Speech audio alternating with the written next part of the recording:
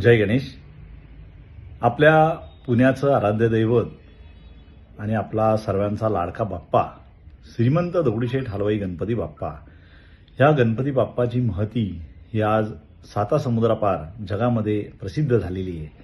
परंतु याची पार्श्वभूमी काय, याचा इतिहास काय, हा उत्सव कसा सुरू झाला आणि हा बाप्पा सर्व गणेश भक्तांचं आराध्य दैवत कसं बनला, ह्या गणपती मंदिराच्या माध्यमातून समाजोपयोगी काय काय कार्य होत आहेत हे सर्व जाणून घेण्यासाठी महाराष्ट्र टाइम्सच्या वतीने हेरिटेज वॉक हा आयोजित केलेला आहे.